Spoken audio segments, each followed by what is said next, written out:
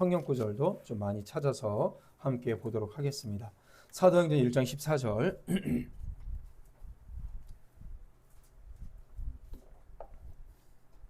우리 한 목소리로 합독합니다. 시작. 여자들과 예수의 어머니 마리아와 예수의 아우들과 더불어 마음을 같이하여 오로지 기도에 힘쓰더라. 아멘. 예, 그래서 오늘은 교회와 가정 세 번째로 기도에 참석하기, 기도에 참석하기, 기도 모임에 참석하기라는 제목으로 이 오후에 또 말씀을 전하겠습니다. 탁월한 설교가와 신학자였던 찰스 스펄전 목사님은 그의 유명한 저서인 오직 기도 모임이라는 책이 있어요. 거기에 이렇게 말씀하셨습니다. 그리스도인들이 기도 모임의 중요성을 제대로 인식할 때까지 교회들 안에서 좋은 변화를 그리 많이 보지는 못할 것이다. 이렇게 얘기했습니다. 그러니까 성도들이 함께 모여서 기도하는 것이 얼마나 중요한지에 대해서 이 찰스 스펄전 목사님은 계속해서 많이 강조를 했습니다. 정말 많이 강조하셨어요. 우리가 근대와 현대에 이르러서 들을 만한 목사님의 설교라고 한다면 19세기 말에 찰스 스펄전 목사님, 그리고 그걸 이어서 간 20세기까지 마틴 로이드 존스 목사님, 지금 이제 미국에서 계속 사역하고 계시는 이제 조엘 비키 목사님, 이런 정도의 목사님이 이제 청교도의 정신으로 그 신학을 바탕으로 설교하고 가르치셨던 이제 분들이에요. 그래서 근대의 목사님 중에서 제가 가장 많이 읽고 또 공부하고 또 여러분들한테 이렇게 설교할 때마다 소개시켜드리는 분들이 다 찰스 스펄전 목사님, 마틴 로이드 존스 목사님, 또 오늘 기도 모임에 관한 거는 조엘 비키 목사님의 그 설교와 강의를 기본으로 제가 말씀을 드리고 있고요. 제가 또 말씀드렸지만 로마서 강의는 마틴 로이드 존스 목사님의 로마서 강의를 기본으로 해서 여러분들한테 전하고 있습니다. 그러니까 그런 분들의 목사님의 설교 외에는 사실 특별히 이제 볼 게 없어요, 사실은. 그래서 스펄전 목사님이 말한 이 기도 모임은 뭐냐면 공식적인 예배, 주일 예배 외에 성도들이 따로 다른 시간에 함께 공식적인 기도 모임에 함께 모여서 기도하는 것에 대해서 말씀하고 있는 겁니다. 이제 우리식으로 얘기하면 기도회예요. 수요 기도회, 뭐 기도 규모 기도회 이런 겁니다. 이런 것들이 굉장히 중요하다. 이렇게 스펄전 목사님은 말씀을 하고 있어요. 공동 기도, 뭐 여러 가지 얘기가 있습니다. 여러 가지로 얘기할 수가 있습니다. 공동 기도, 함께 기도, 기도회, 뭐라고 불러도 상관없어요. 그리스도인들이 함께 모여서 기도한다는 것은 매우 중요한 일입니다. 흔히 우리가 이렇게 얘기를 하죠. 한국교회 부흥에 있어서 기도회가 매우 큰 역할을 감당했다. 이렇게 얘기를 합니다. 아마도 이것은 어느 누구든지 어느 신학자나 목회자도 인정을 하는 걸 겁니다. 조엘 비키 목사님의 이 기도에 대한 강의에도 그 내용이 조금 있었어요. 근데 이제 지금에 와서 보면 한국 교회 안에 기도 모임이 여러분 점점 사라지고 있죠. 과거 한국 교회는 기도 모임이 굉장히 많았습니다. 기도에 많이 집중했죠. 그러다가 갑자기 기도의 불길이 꺼져들었어요. 이유가 뭘까요? 뭐 여러 가지 이유가 있을 겁니다. 그래서 어떤 분들은 기도회가 꼭 필요하냐 이렇게 말씀하시는 분들도 있는데요. 그거는 하나님의 말씀을 잘못 이해한 겁니다. 함께 모여서 성도들이 기도하는 기도회 반드시 필요해요. 그러니까 뭔가 어떤 잘못된 결과치가 나와서 그것이 필요 없다라고 없애버리는 것은 이게 잘못된 생각이에요. 예를 들어서 이제 어떤 목사님이 이제 교제를 하는데 대화를 하는데 제가 이제 이 개혁주의 청교도를 한다니까 이분이 뭔가 주눅이 들어서 와서 얘기를 하는 거예요. 한번 다른 분하고 상담을 했음에도 불구하고 저한테 와서 말씀을 하는데 이분이 좀 주눅 들어서 얘기를 하는 거예요. 이게 알고 봤더니 이 목사님이 저처럼 처음부터 신학을 전공한 것이 아니라 음악을 전공해서 음악을 하다가 이제 신학을 해서 목사님이 된 거예요. 자기 교회에서 뭐 기타도 치고 뭐도 하고 뭐 복음성가도 부르고 그러니까 이제 저한테 와서 이렇게 얘기를 하면서 이제 같이 공부하러 왔는데 주눅이 드는 거예요. 근데 왜 그러냐? 그러니까 개혁주의를 한다고 하면 기도도 크게 안 하고 찬송도 크게 안 부를 줄 아는 거죠. 그러니까 이게 잘못 인식을 하고 있는 거예요. 모든 것들을. 저는 수요 기도회 때 크게 하라고 합니다. 찬송도 크게 부르라고 해요. 왜 그래요? 그때는 그게 필요한 거예요. 이게 딱 기준이라는 게 있어요. 공적인 예배는 공식 예배의 기준이 있는 거고 기도에 어떤 하나의 목적을 가지고 기도할 때는 그 목적의 기도의 목적에 맞는 대로 해야 돼요. 그러면 그 시간대는 찬양 같이 크게 하고 동일한 기도 제목을 가지고 함께 주님 앞에 큰 목소리로 간구를 해야 됩니다. 저는 태생부터 장로교 출신이거든요. 처음 들어간 교회도 아주 전통적인 장로교회. 그래서 제가 어렸을 때 드렸던 예배는요, 지금 우리 교회에서 드리는 예배하고 똑같아요. 순서가. 하나 틀린 게 있는데 이제 시편 찬송을 저는 부르고 그때는 안 불렀다는 것뿐이지 다 똑같습니다. 그대로 하고 있어요. 그러니까 완전히 그대로죠. 그런데요, 기도 모임 때는요, 열심히 기도했어요. 정말 뜨겁게 기도했어요. 그때 이제 여의도 순복음교회의 어떤 대세나 그런 영향력이 제가 다녔던 교회는 그렇게 영향력이 별로 없었어요. 그 대세도 없었고. 그런데 기도회 때는 크게 기도했어요. 예배 드릴 땐 지금 우리 예배처럼 똑같이 기도했다고. 예배 드렸다고요. 그러니까 그리고 기도 제목 순서도 지금하고 달라요. 제가 지금 수요 기도회 때 기도하는 제목 순서하고 똑같습니다. 한국교회 전체를 위해서 기도하고요. 한국교회 부흥과 한국교회 여러 가지 문제를 놓고 기도했고요. 그 다음에 나라를 위해서, 위정자들을 위해서 기도했어요. 대통령과 나라를 위해서, 안보를 위해서, 경제를 위해서 기도했고요. 그 다음에 북한 땅을 위해서 기도하고, 그리고 교회와 가정을 위해서 기도하고, 맨 마지막이 개인 기도였어요. 그러니까 순서가 그랬다고요. 그래서 요즘 공익을 위해서 어쩌고저쩌고 하는데, 정말로 교회의 기도가요, 전체 공익을 위한 기도가 먼저였고, 맨 마지막에 기도가 개인의 필요를 위한 기도였어요. 그런데 어느 순간 이게 바뀌었어요. 전체를 위한 기도가 없어요. 다 개인의 기도야. 내가 필요한 거예요. 갑자기 기도회마다 쏟아져 나오는 단어가 뭐냐면 복 받아라. 복 이러고 있는 거죠. 여러분, 그전보다 우리는 충분히 잘 먹고 잘 살고 있어요. 그죠? 더없이 풍요롭게 살고 있습니다. 그런데 오히려 기도하는 것을 보면 교회를 위해서, 나라를 위해서, 전체 교회와 교우기를 위해서 기도하는 것이 아니라 오히려 자신의 필요에 더 집중을 많이 하고 있어요. 자녀들 직장 문제를 놓고 기도합니다. 여러분, 직장이 없어요? 솔직히 자기 편하려고 일을 안 하는 거지. 그렇잖아요. 젊은 사람들을 보면 자기 편하려고, 야, 내가 대학원 나와서 이런 수준에 내가 이런 일을 해야 되겠냐? 이런 식으로 얘기하고 있어요. 그러면서 나이 30 먹고 40대 가지고 부모님한테 손 벌리고 있다고요. 왜 그러고 있어요? 일자리가 없는 게 아니라 내 편한 대로 살려고 하니까 일을 안 하는 거예요. 막노동판에서 일해도 한 달에 200만 원 이상 법니다. 오죽 젊은 사람들이 일을 안 하면 외국인 노동자들 데려다 일을 하겠어요. 결국 기도회도 마찬가지예요.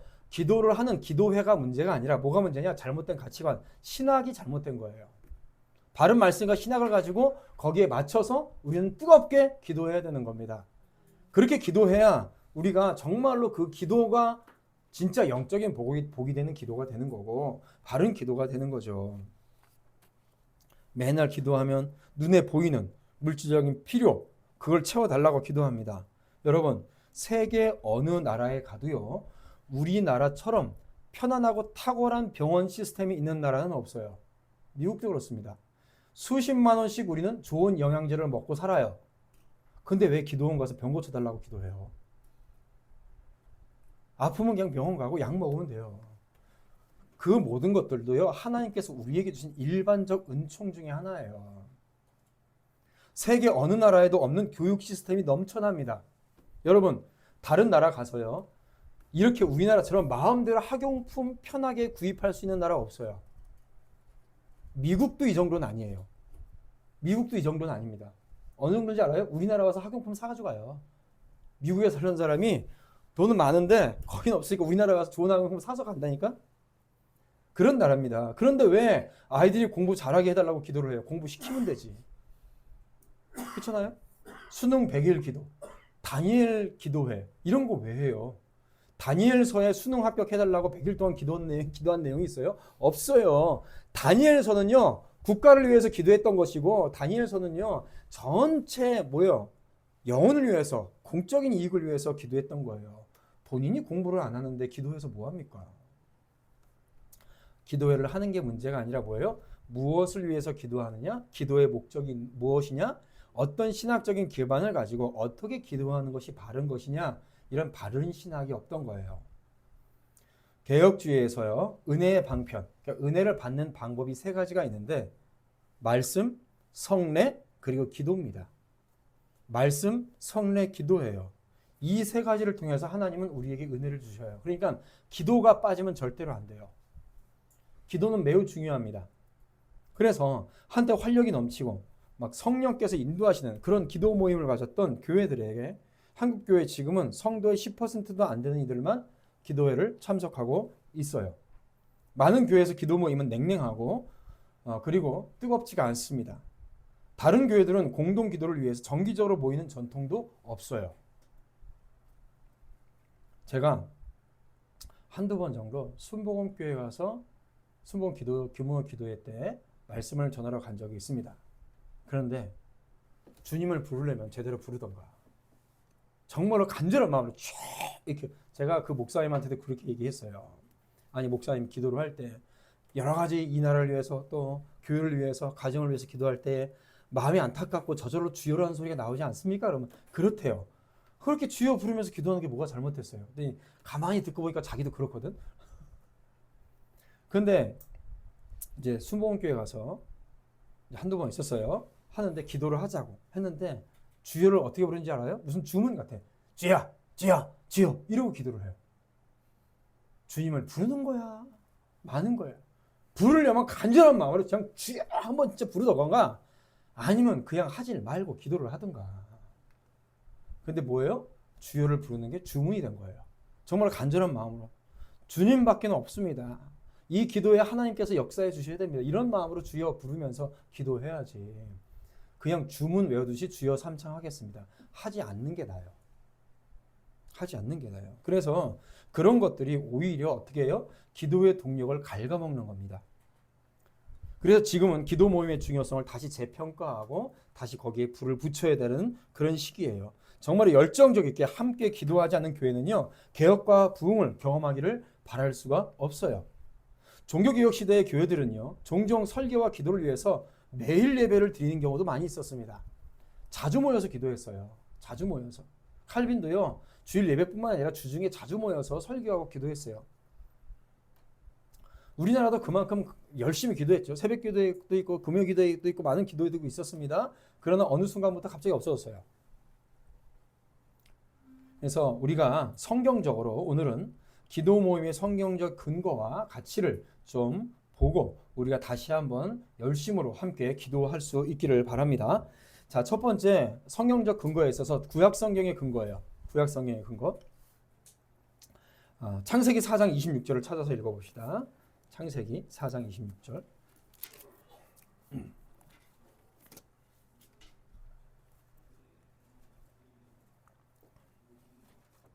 4장 26절 같이 읽어보겠습니다. 시작. 셋도 아들을 낳고 그의 이름을 에노스라 하였으며 그때 사람들이 비로소 여호와의 이름을 불렀더라. 아멘. 예. 이 부분에 있어서 칼빈은 그 자신의 주석에서 여호와의 이름을 불렀다라는 것을 당연히 이건 예배입니다. 예배가 기준이고요. 그거와 함께 기도로 나아감과 아울러 희생 제물의 드림을 포함합니다. 그러니까 에노스 시대에 바른 하나님의 지식을 가진 사람들은 어떻게 했어요? 하나님께 자신의 연약함, 자신의 무력함을 겸손히 고백하고 기도와 찬양, 감사와 경배가 있는 공예배를 함께 드렸다는 것을 말씀하고 있어요. 그러니까 이처럼 셋 자손은 뭐예요? 가인의 자손과는 달리 하나님을 경외하는 삶을 예배와 기도를 통해서 그 삶을 유지했던 겁니다. 족장들 또한 공동 기도를 했어요. 창세기에 보면 자주 이런 내용이 납니다. 특별히 21장 33절에 보면 아브라함이 부엘세바에 에셀나무를 심고 거기서 영원하신 여호와의 이름을 불렀더라 이렇게 말씀을 하고 있거든요. 이거는 뭐냐면 제단을 쌓고 예배를 드린 것과 함께 그거와 구별돼서 하나님의 이름을 부르며 기도했던 기도 장소가 또 따로 있었다라는 것으로 많이 얘기가 됩니다. 우리가 잘 알듯이 다윗은 열심히 기도하는 사람이었죠. 시편 5편 3절에도 보면 이렇게 말씀합니다. 여호와여 아침에 주께서 나의 소리를 들으시리니 아침에 내가 주께 기도하고 주께 바라리이다. 이렇게 그는 아침마다 저녁마다 늘 기도하는 사람이었습니다. 이스라엘 백성들도 그래요. 바벨론 포로에 잡혀갔던 상황에도 그 강가에 모여서 예루살렘을 그리워하며 기도했던 장면이 시편 137편에 많이 나오고 있어요. 우리 한 구절 더 찾아볼까요? 느헤미야 9장을 찾아봅시다. 느헤미야. 조금 더 뒤로 가서 오후에 약간 가만히 듣고만 있으면 졸리니까 성경을 한 군데 찾아봅시다. 느헤미야 9장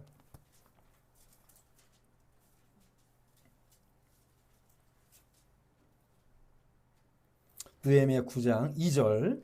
2절만 먼저 읽을게요. 시작. 모든 이방 사람들과 절교하고 서서 자기의 죄와 조상들의 허물을 자복하고. 아멘. 자, 3절에 보니까 이날에 낮 4분의 1은 그 자리에서 서서 그들의 하나님 여호와의 율법책을 낭독하고 낮 4분의 1은 죄를 자복하며 그들의 하나님 여호와께 경배하는데 레위 사람 예수아와 바니와 간미엘과 스바냐와 분니와 세레나와 바니와 그나냐는 단에 올라서서 큰 소리로 그들의 하나님 여호와께 부르짖고. 이렇게 말씀을 하고 있어요.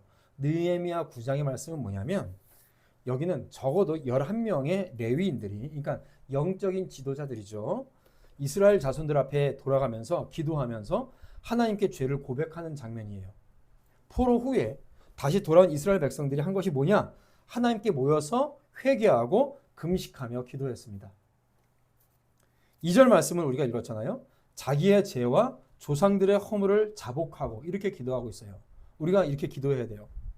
하나님의 진리의 말씀을 떠났던 모든 삶을 회개합니다. 자신들의 조상들의 죄를 회개하고요. 본인들의 죄도 회개하고 있어요. 오직 하나님만을 경배하지 않고 주의 말씀에 그대로 순종하지 않고 세상적 가치관에 따라 살았던 모든 것들을 회개합니다.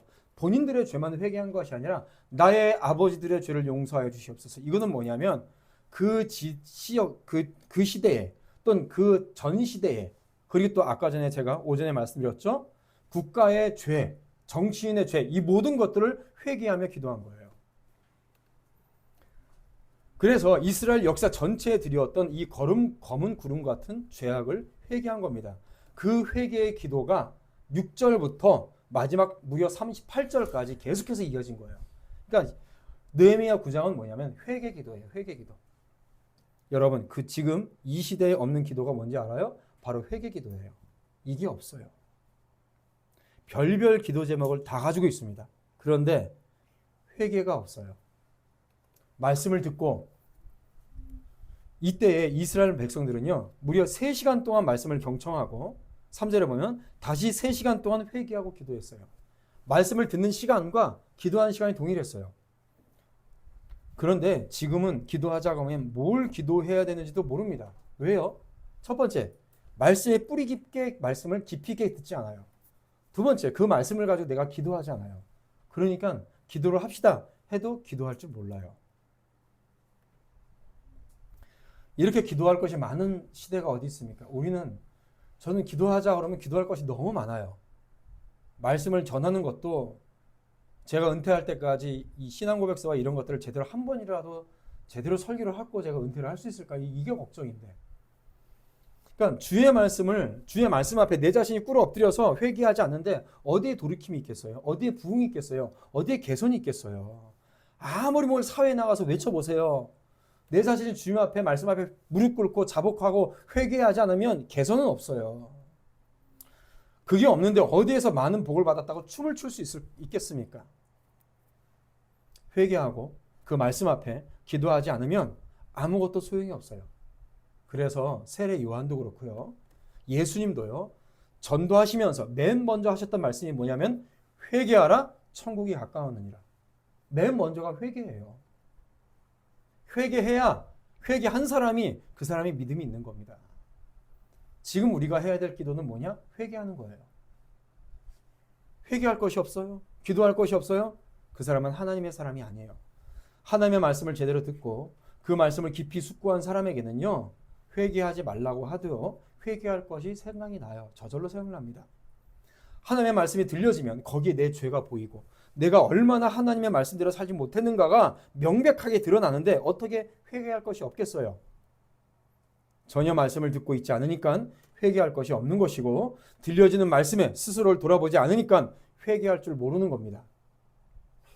사랑하는 성도 여러분, 말씀이 선포될 때마다 여러분들에게 들려주시는 하나님의 말씀을 들으시길 축복합니다.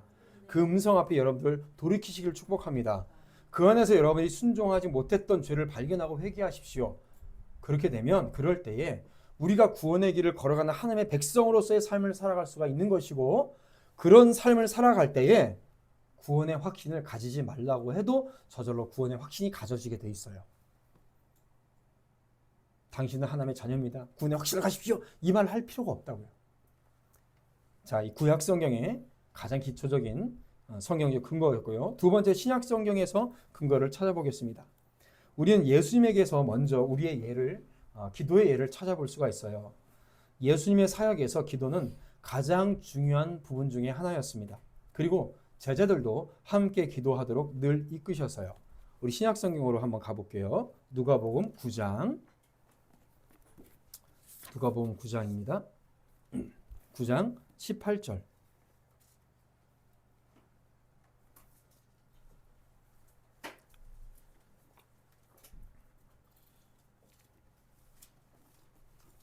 누가복음 9장 18절. 같이 읽죠. 시작. 예수께서 따로 기도하실 때에 제자들이 주와 함께 있더니 물어 이르되 우리가 나를 누구라고 하느냐. 아멘. 여기서 보면 따로 기도하실 때 이거는 뭐냐면 무리와 떨어져서 있는 상태를 묘사하는 표현이에요. 그런데 그렇다고 해서 예수님이 제자들과도 떨어져 계셨던 건 아닙니다. 왜냐하면 그 뒤에 제자들이 주와 함께 있었어요. 무슨 얘기냐? 무리와 떨어져서 함께 기도하지만은 제자들과 함께 기도했던 거예요. 그리고 제자들이 함께 기도할 수 있도록 주님은 또 주기도문이나 이런 것들로 제자들에게 가르쳐 주셨죠. 그래서 예수님은 제자들을 동행시키시고 함께 기도하고 계셨던 겁니다. 그래서 제자들과 함께 기도 모임이 끝나고 이제 이렇게 물어보시는 거예요. 무리가 나를 누구라 하느냐. 그러니까 마치 우리가 기도회 중에 설교 말씀을 전하듯이 하나님의 말씀의 공부를 가르치듯이 예수님이 말씀을 가르쳐 주고 계시는 장면을 우리가 볼 수 있는 거죠. 그러니까 예수님은 기도하시는 장면이 굉장히 많이 나와요. 주님의 사역에 있어서 세례를 받으시기 전에나 제자를 부르시기 전에나 변화산상에서 변화시키는 것, 이런 중요한 사건들과 늘 연관되어 나타나는 것이 무엇이냐? 예수님이 깊이 있게, 그것도 밤새 또는 금식하면서 기도하셨던 장면을 우리는 항상 발견할 수가 있어요. 그래서 예수님은 지상 사역을 하시면서 늘 따로 한적한 곳에 가셔서 기도하는 습관을 가지셨고, 또 중요한 사건을 앞두고는 더욱더 그렇게 하셨습니다. 또한 당연히 주의 제자들을 데리고 와서 기도를 가르치시고 함께 기도하셨어요. 이런 예수님의 모습은 그리스도인의 삶에 있어서 기도가 얼마나 중요한 것인가, 이것을 단적으로 보여주고 있는 겁니다. 자, 우리가 잘 아는 말씀이 있죠. 우리 마태복음 18장 또 가봅시다. 마태복음 18장 19절 20절.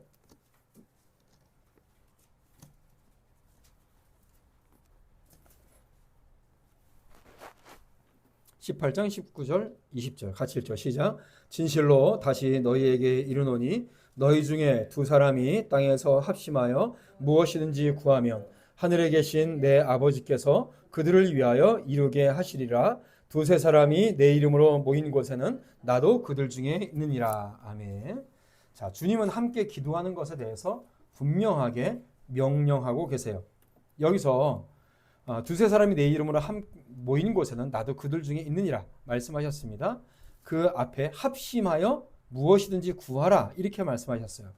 여기서 합심하다라는 단어는 그리스도의 이 헬라어 동사인데 같이 함께 소리내다 이런 뜻이에요. 함께 소리내다. 이 헬라어 단어에서 어떤 단어가 발생했냐면, 여러분 우리 학생들 교향곡 영어로 뭐예요? 심포니. 예. 심포니라는 단어가 이 합심하다라는 단어예요. 뭐예요? 여러 악기들과 여러 사람들이 함께 큰 목소리로 하나가 되는 화음으로 이루어진 멋진 음악이 되는 것이 교향곡 아닙니까? 바로 이게 합심하여 구하라는 말은 성도들이 하나의 동일한 기도점을 가지고 집중해서 함께 한 목소리로 열심으로 기도하는 것을 얘기를 하고 있어요. 그래서 예수님이 그분의 뜻을 따라서 함께 성도들이 함께 구하는 것을 들어주시겠다라고 말씀하시는 겁니다. 그래서 마태복음 18장 19절 20절은 예수님께서 우리에게 주신 약속일 뿐만 아니라 명령이에요. 명령이라고 우리는 얘기할 수가 있어요. 피터 마스터스 목사님이라고 있습니다. 마틴 로이드 존스 목사님과 함께 영국의 복음화를 위해서 함께 사역하셨고, 1970년부터 찰스 스펄전 목사님이 사역하셨던 교회의 담임 목사 후임으로 이렇게 재직하셨던 목사님인데, 이 피터 마스터스 목사님은 이 말씀에 대해서 이렇게 얘기했다고 해요. 주께서 이 말씀을 하실 때에 제자들에게 교회 일에 대해서 특별히 교회 안에서 불법 행위를 다루는 절차에 대해서 가르치고 계셨다. 그분은 비공식적인 기도 모임에 대해서 대충 몇몇 신자들에게 말씀하고 계신 것이 아니다. 그분은 그의 교회들을 향해서 공식적으로 명령하고 계신다. 바로 공동으로 함께 기도하는 의무를 선언하신 것이다. 이렇게 설명을 해주고 계십니다. 그러니까 성도들이 함께 모여서 기도해야 되는 것은 예수님께서 친히 그의 교회에 행하신 명령이에요. 명령. 모여서 기도해야 되는 거죠. 예수님의 사역 중에 특히 겟세마네 동산에서 기도하실 때에 제자들을 데리고 가서 제자들이 나를 위해서 함께 기도하라고 명령하셨잖아요. 우리 모두가 너무 잘 아는 말씀입니다. 요한복음 11장 18장 1절에 이렇게 말씀하세요. 예수께서 이 말씀을 하시고 제자들과 함께 기드론 시내 건너편으로 나가시니 그곳에 동산이 있는데 제자들과 함께 들어가시니라. 이 말씀을 누가는 이렇게 더 기록하고 있습니다. 22장 39절에 예수께서 나가사 습관을 따라 감람산에 가시네 제자들도 따라갔더니 그곳에 이름에 그들에게 이르되 유혹에 빠지지 않게 기도하라 하시매 그들을 떠나 돌 덜질 만큼 가서 무릎 꿇고 기도하여 이렇게 말씀하고 계세요. 그러니까 이 시간은요 정말로 전심으로 기도해야 될 시간이었던 거예요. 제자들에게 깨어 기도하라고 명령하시고 본인은 더 깊고 간절한 기도를 하기 위해서 따로 조금 떨어진 곳에서 옆에서 기도하셨던 거예요. 자, 그런데 우리는 제자들이 어떻게 있었던 것을 잘 알고 있죠. 제자들은 어땠습니까? 졸고 있었어요. 예수님은 땀이 핏방울이 되도록 기도하시는데 그렇게 기도하시다가 제자들이 제대로 기도하고 있나 함께 가셨더니 제자들은 꼬박꼬박 졸고 있는 거예요. 그 결과는 어떻습니까? 그 결과는 어때요? 예수님이 잡히시니까 여러분 옷을 내팽개치고 알몸으로 도망갔던 것들이 제자예요. 찾아볼까요? 마가복음 14장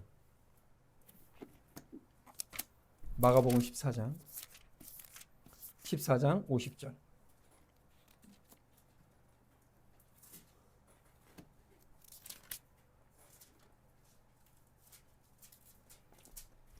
50절에서 52절 마가복음 14장 50절에서 52절 같이 읽읍시다. 시작. 제자들이 다 예수를 버리고 도망하니라. 한 청년이 벗은 몸에 배 옷 이불을 두르고 예수를 따라가다가 무리에게 잡히매 배 옷 이불을 버리고 벗은 몸으로 도망하니라. 아멘. 이게 좀 번역이 좀 그런데 이때 당시 아랍권에 이 이스라엘 쪽에 있었던 사람들의 옷은 우리처럼 바지 입고 이런 옷이 아니라 큰 천으로 둘둘둘 많은 거였어요. 그래서 밤에는 그걸로 이불처럼 그냥 덮고 자고 이런 거였거든요. 그러니까 이 마가복음에 쓰여진 이 사람 누굴까요? 마가예요, 마가. 본인 얘기예요. 네, 본인 얘기. 그러니까 본인 얘기를 본인이 한 거예요. 다른 사람은 몰라. 본인 얘기를 한 거예요. 뭐예요? 어떻습니까? 지금 이 시대 똑같은 거예요. 몸이 편안하죠? 모든 걸 충족해요. 그러니까 기도하지 않아요. 기도하자 그러면 깜빡깜빡 졸고 있고 굳이 기도에 참여할 필요가 있는가? 그러면 그냥 성경 공부하면 되지 이러고 있는 거예요. 그러면 어떻게 되겠어요? 기도하지 않고 졸고 있으면 정말로 믿음의 결단이 필요한 순간에 알몸으로 도망가는 사람이 되는 겁니다. 빨아먹고 도망가는 거예요. 기도하지 않으면 말씀을 놓고 기도하지 않으면 여러분들의 믿음의 결단이 필요한 그 시기에 정말로 아무것도 못합니다. 특별히 여러분의 인생에 있어서 믿음에 어떤 박해가 찾아오고 성도들이 핍박을 당하는 그때의 기도가 없으면 절대로 이겨나가지 못해요. 사탄이 맹렬한 박해로 사도행전을 보면 초대교회를 괴롭힙니다. 신약의 교회는 주님께 그들에게 하나님 앞에 함께 부르짖어요. 그러면서 계속해서 말씀을 전할 수 있는 용기를 주님께서 채워주실 때까지 함께 모여서 기도했어요. 사도행전 4장 24절에 보면 그들이 듣고 한 마음으로 하나님께 소리를 높여 기도했습니다. 그러나 박해는 멈추지 않았어요. 박해는 계속해서 줄어들지 않고 커져갔습니다. 야고보 사도가 교수형에 처해져서 죽임을 당하고 사도 베드로가 감옥에 갇혔어요. 그러나 신자들은요 포기하지 않고 절망하지 않고 함께 모여서 기도하며 하나님의 인도하심을 구했습니다. 베드로가 처형되기로 되어지는 그 시간까지 성도들은 함께 모여서 기도했어요. 사도행전에 보니까 무교절 기간 내내 기도한 것을 볼 때 이들은 한 적어도 일주일은 넘게 계속해서 모여서 기도했던 것 같아요. 그리고 하나님은 사도 베드로를 구해줄 천사를 보내주십니다. 그리고 천사에 의해서 풀려난 베드로는요, 감옥에 풀려나자마자 곧장 성도들이 기도했던 모임 장소로 갔어요. 무슨 얘기냐? 성도들이 함께 늘 모여서 기도했던 곳이 어딘지를 베드로는 알고 있었던 거예요. 늘 기도했던 그 자리로 간 거죠. 또한 교회 일꾼을 세우고 사역자를 세울 때 기도는 반드시 필요한 거였습니다.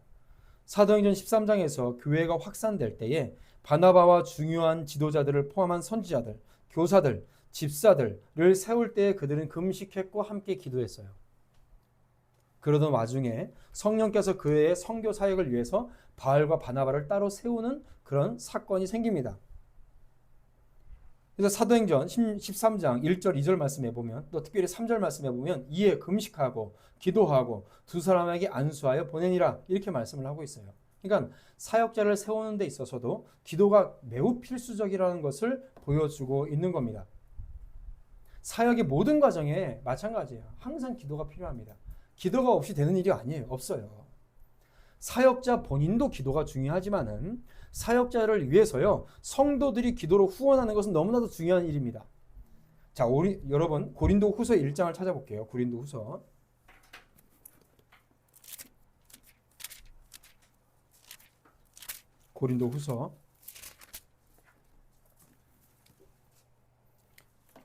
1장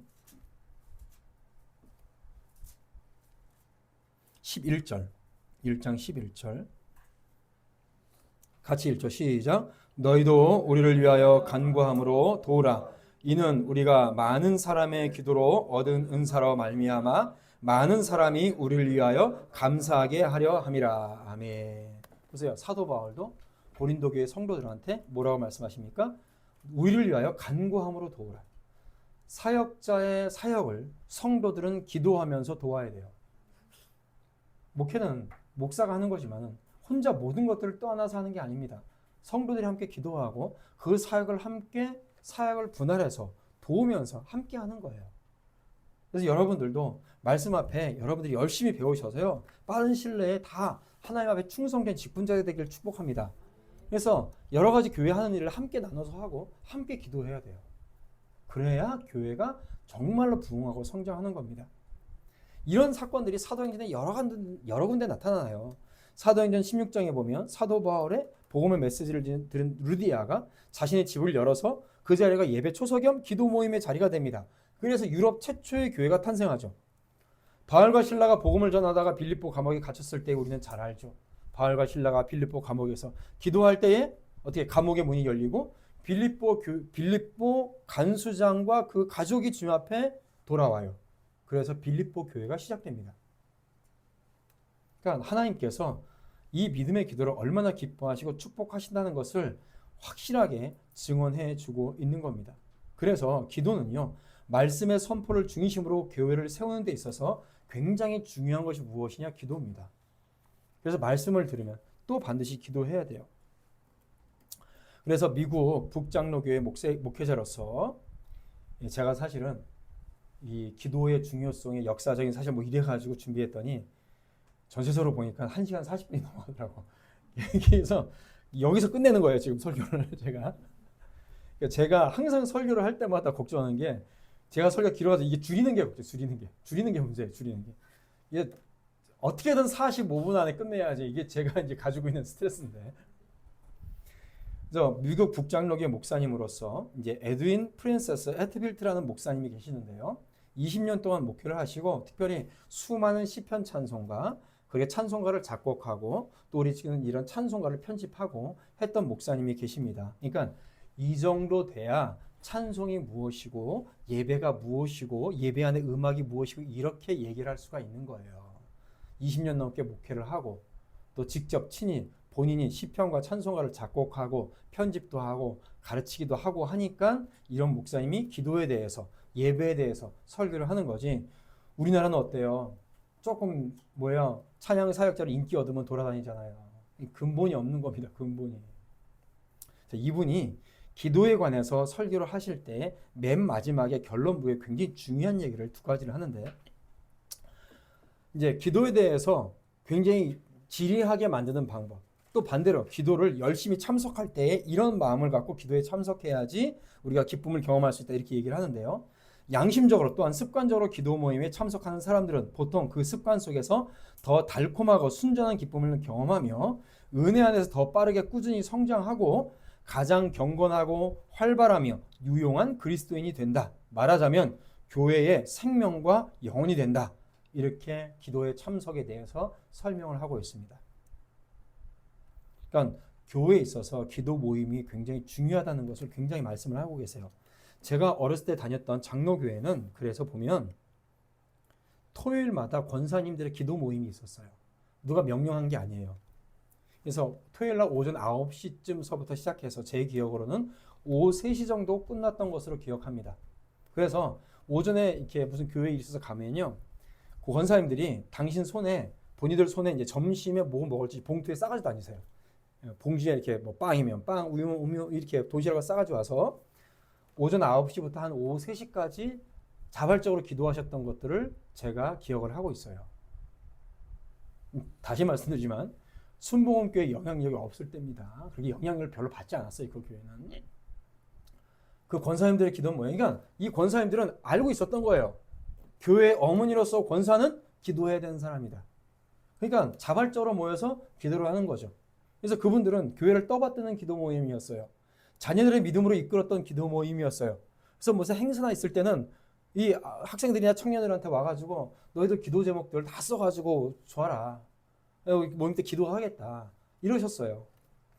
그러니까 자녀들을 살리는 기도였고 교회를 부흥시키는 기도였고 나라를 살렸던 기도입니다. 그런데 시간이 지나고 어느 나이가 많으신 권사님이 말씀이 저의 마음을 아프게 해요. 요즘 젊은 사람들은 기도가 왜 필요한지 몰라. 새로 권사가 된 젊은 권사들이 기도를 안 해. 이런 말씀을 하시더라고요. 조금 전에 말씀드렸던 에드윈 목사님은 이렇게 말씀하세요. 한 가족이 함께 기도 모임에 참석하는 가치를 당신은 아는가? 즉 당신의 가족이 함께 기도함으로써 하나가 되는 것처럼 교회 가족도 함께 기도함으로써 함께 성장하고 함께 지내게 된다는 것을 자녀들에게 말과 본보기로 가르쳐 주는 것이 얼마나 중요한 가치가 있는지 아는가? 자녀들에게 주일 예배 다음으로 성도들이 함께 기도 모임에 참석하는 이 가장 중요한 교회 활동 모임을 자녀들에게 가르쳐라. 이렇게 얘기하고 있습니다. 정치인이나 세상 권세자들이 아니라 참된 그리스도인들이 개인의 기도와 공동 기도의 수단을 통해서 가정과 교회와 나라와 그 미래를 여는 열쇠를 쥐고 있다는 것을 알도록 자녀들을 훈련시켜라. 여러분, 제가 괜히 이런 얘기를 하는 게 아니에요. 모든 개혁주의적 신학을 가지고 있는 목사님들은 뭐 나라에 어떤 문제가 있을 때 나라에 누구를 손가락질하지 않았어요. 교회가 신학적으로 잘못됐고 모여서 기도하지 않았으니까 나라가 이 모양 이 꼴이다. 먼저 그 말씀을 하셨다고요. 기가 막힌 말씀이죠. 참된 그리스도인들이 세상 개인의 기도와 특히 공동 기도의 수단을 통해서 정치인이나 세상의 권세자들이 아니라 그 기도를 통해서 가정과 교회와 나라의 미래를 여는 열쇠를 쥐고 있다. 우리는 반드시 기억해야 되는 내용입니다. 그러면서 이렇게 얘기해요. 만일 전 세계적으로 하나님을 공경하는 모든 교회 안에서 하나님을 두려워하는 모든 가정이 진지하게 회중 기도 모임에 참여한다면 그곳이 전 세계에 얼마나 엄청난 영향을 미칠 것인가. 두세 사람이 하나님의 뜻에 따라서 구하는 것을 하나님이 들어주신다면 수천 수만 명이 그분의 뜻에 따라 구할 때에 하나님은 도대체 어떤 것을 행하시겠는가? 나는 우리의 자녀들과 가족, 교회, 나라의 미래가 함께 하나님의 은혜의 보좌를 기습하는 하나님의 백성들에게 달려있다는 것을 성경과 교회사가 우리에게 가르쳐주고 있다고 믿는다. 기도는 하나님이 하늘나라의 복을 이 땅에 부어주기 위해서 사용하는 보통의 수단이다. 이렇게 얘기를 하고 있습니다. 사랑하는 성도 여러분, 우리가 함께 기도할 때요. 그렇기 때문에 그런 건 있어요. 개인적인 기도를 할 때는 너무 크게 하면 또 그래요. 근데 수요 기도회 때는 이런 공식적인 기도 모임 때 공동의 기도 제목을 가지고 기도하잖아요. 그럴 때는 정말로 간절히 기도해야 돼요. 마음을 다해서 기도해야 돼요. 근데 정말로 그렇게 마음을 다해서 우리가 얼마나 주님 앞에 기도하는가. 그래서 계속해서 마무리 지면서 이렇게 말씀하십니다. 기도 모임이 당신의 마음속에 살아있게 하라. 기도할 때 도움이 될 만한 성경 구절이나 생각들을 한두 가지 생각해두라. 당신의 가정 예배에서 그 모임을 위해서 기도하라. 그리스도께서 그 모임 안에 나타나시도록 기도하라. 성령이 임하셔서 모든 마음을 따뜻하게 하고 격려하며 생기를 불어넣어 주시기를 기도하라. 그리고 그것에 대해서 책임감을 가져라. 그 모임에 가는 것을 엄숙한 의무요, 습관이요, 특권으로 여겨라. 굉장히 자세하게 말씀하시죠. 무엇보다도 모임에서 기도하라, 참여하라, 소망과 기대를 품으라. 그리스도께서 두세 사람이 그의 이름으로 모인 곳에 계실 것이라는 약속을 믿어라. 이렇게 계속해서 찬양과 특별히 기도에 대해서, 기도 모임에 대해서 중요함을 개혁교회 목사님들은 계속해서 가르치고 또 기도했습니다. 그래서 제가 설명을 안 드렸지만 교회 역사를 볼 때요, 정말로 청교도들이나 종교개혁자들은요 뜨겁게 기도했어요. 정말로 땀이 비 오듯이 흘러갈도록 기도했습니다. 사랑하는 성도 여러분, 주님께서 또 말씀하세요. 뭐라고 말씀하시나요? 쉬지 말고 기도해라. 쉬지 말고 기도해라. 또 주님께서 약속하셨습니다. 에베소서 3장 20절 말씀에 이렇게 말씀하셨어요. 우리가 구하거나 생각하는 모든 것에 더 넘치도록 주님께서 주신다고 약속하셨어요. 그렇게 구하라고 하시는 분은 우리 주님밖에 없었습니다. 사랑하는 성도 여러분, 말씀을 깊이 들으시고요, 기도의 사람이 되시기를 축복합니다. 무엇보다도 함께 예배하며 기도하는 자리는 사모함으로 함께 하십시오. 여러분, 어느 시대보다 기도가 필요한 시대입니다. 그 기도가 여러분 잘못된 방향으로 갔으니까 잘못된 거지, 기도하는 것 자체는 너무나도 중요해요. 우리 그래서 함께 모여서 말씀을 듣고 기도할 때마다 뜨겁게 기도하시고, 그 기도 속을 통해서 여러분들의 기도를 통하여서 주님의 부흥의 역사가 여러분들의 기도를 통해서 이루어지기를 주님의 이름으로 축원드립니다.